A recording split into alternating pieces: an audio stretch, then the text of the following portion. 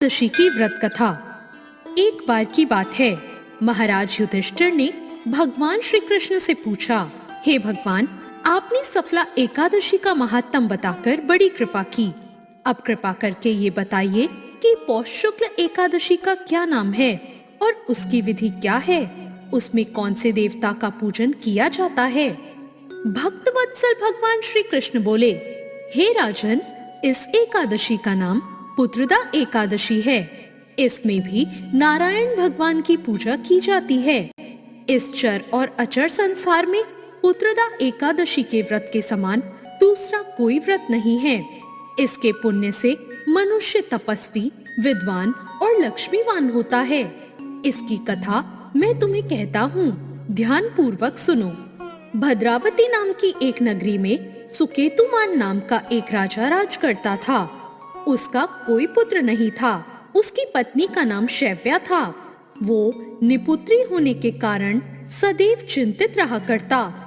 राजा के पितृ भी रो रो कर पिंड लिया करते और सोचा करते कि इसके बाद हमें कौन पिंडदान करेगा।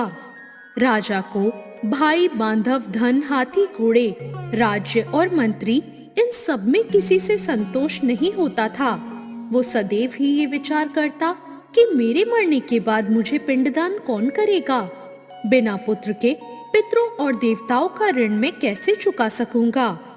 जिस घर में पुत्र ना हो उस घर में सदैव अंधेरा ही रहता है। इसलिए पुत्र उत्पत्ति के लिए प्रयत्न करना चाहिए। जिस मनुष्य ने पुत्र का मुख देखा है वो धन्य है। उसको इस लोक में यश और परलोक में शांति मिलती है, अर्थात उनके दोनों लोक सुधर जाते हैं। पूर्व जन्म के कर्म से ही इस जन्म में पुत्र, धन आदि प्राप्त होते हैं। राजा इस प्रकार दिन रात चिंता में लगा रहता था।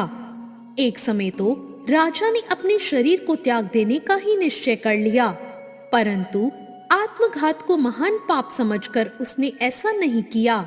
एक दिन राजा ऐसा ही विचार करता हुआ अपने घोड़े पर चढ़कर वन को चल दिया और पक्षियों और वृक्षों को देखने लगा।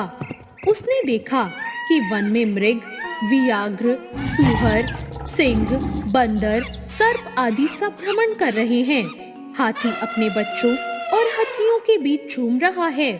इस वन से तो कहीं गीदड़ अपने कर्कश स्वर में बोल रहे हैं और कहीं उल्लू ध्वनि कर रहे हैं।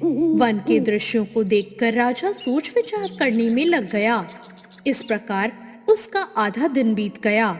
वो सोचने लगा कि मैंने कई यज्ञ किए, ब्राह्मणों को स्वादिष्ट भोजन से तृप्त किया, फिर भी मुझको ये दुख प्राप्त क्यों हुआ। राजा प्यास के मारे अत्यंत दुखी हो गया और पानी की तलाश में इधर उधर फिरने लगा। थोड़ी दूर पर राजा ने एक सरोवर देखी। उस सरोवर में कमल खिल रहे थे और सारस, हंस, मगरमच्छ आदि विहार कर रहे थे। उसी समय राजा के दाहिने अंग फड़कने लगे। राजा ने इसे शुभ शगुन समझा और घोड़े से उतरकर मुनियों को प्रणाम करके बैठ गया। राजा को देखकर मुनियों ने कहा, हे राजन, हम तुमसे अत्यंत प्रसन्न हैं। तुम्हारी क्या इच्छा है हमसे कहो। राजा ने कहा, महाराज, आप कौन हैं और किस लिए यहाँ आए हैं, कृपा करके बताइए।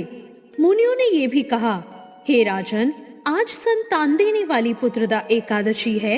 हम लोग विश्वदेव हैं और इस सरोवर में स्नान करने के लिए यहाँ आए हैं। ये सुनकर राजा ने कहा, महाराज, मेरे भी कोई संतान नहीं है।